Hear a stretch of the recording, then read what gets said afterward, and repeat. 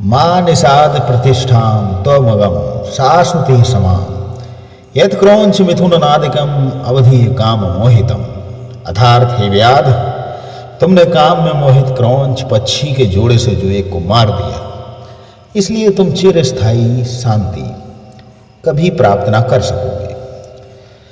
अयोध्या के समीप तमसा नदी के किनारे महर्षि वाल्मीकि तपस्या करते थे। वे प्रतिदिन प्रातः स्नान के लिए नदी जाया करते थे और एक दिन जब वह स्नान करके लौट रहे थे तो उन्होंने एक क्रौंच पक्षी के जोड़े को क्रीड़ा करते देखा।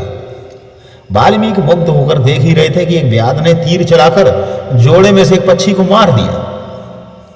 दूसरा पक्षी पास के वृक्ष पर बैठकर अपने मरे हुए साथी को देखकर विलाप करने लगा और इस करुण दृश्य को देखकर वाल्मीकि के मुख से स्वतः कविता का स्रोत फूट पड़ा।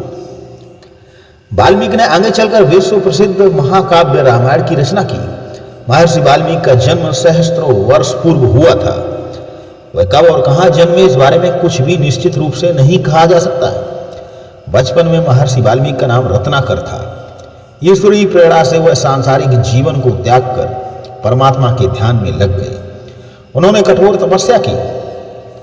तपस्या में वो इतने लीन हो गए कि उनके शरीर पर दीमक ने अपनी वावी यानी कि वाल्मीकि बना लिया और इसी कारण उनका नाम वाल्मीकि पड़ा। तमसा नदी के किनारे स्थित आश्रम में रहकर उन्होंने कई रचनाएं की। प्रसिद्ध ग्रंथ रामायण की रचना यहीं पर की गई। रामायण में वर्णित कथा जैसा सुंदर, स्पष्ट और भक्ति भावपूर्ण वर्णन दूसरे कवि के काव्य में नहीं मिलता है। वाल्मीकि को संस्कृत साहित्य का आदि कवि माना जाता है। वाल्मीकि रामायण में 7 कांड हैं और उन्होंने अपनी इस रचना में राम के चरित्र का ही नहीं बल्कि उस समय के समाज की स्थिति, सभ्यता, शासन व्यवस्था तथा लोगों के रहन सहन का भी वर्णन किया। रामायण को त्रेता युग का इतिहास ग्रंथ भी माना जाता है।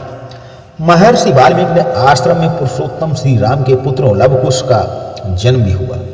उनकी शिक्षा दीक्षा महर्षि की देखरेख में हुई थी। उन्होंने अपने ज्ञान और शिक्षा कौशल से लवकुश को अल्पायु में ही ज्ञानी बनाया और युद्ध कला में पारंगत कर दिया था। श्री राम के अश्वमेध यज्ञ का घोड़ा जब महर्षि वाल्मीकि के आश्रम में पहुंचा तो लवकुश ने उसे बांध लिया। उन्होंने लक्ष्मण, भरत, शत्रुघ्न की सेना को पराजित कर अपनी असीम शक्ति तथा प्रतिभा का परिचय दिया। उन दोनों ने श्री राम को भी अपनी वीरता और बुद्धि से हतप्रभ कर दिया। उनका ये पराक्रम महर्षि वाल्मीकि की शिक्षा दीक्षा का ही परिणाम था। महर्षि वाल्मीकि कवि, शिक्षक, ज्ञानी तथा त्रिकालदर्शी ऋषि थे। रामायण ग्रंथ भारत का ही नहीं बल्कि सारे संसार की अनमोल कृति है। महर्षि वाल्मीकि को उनकी नीति, शिक्षा, दूरदर्शिता तथा कृतियों के कारण आज भी आदर और सम्मान के साथ याद किया जाता है।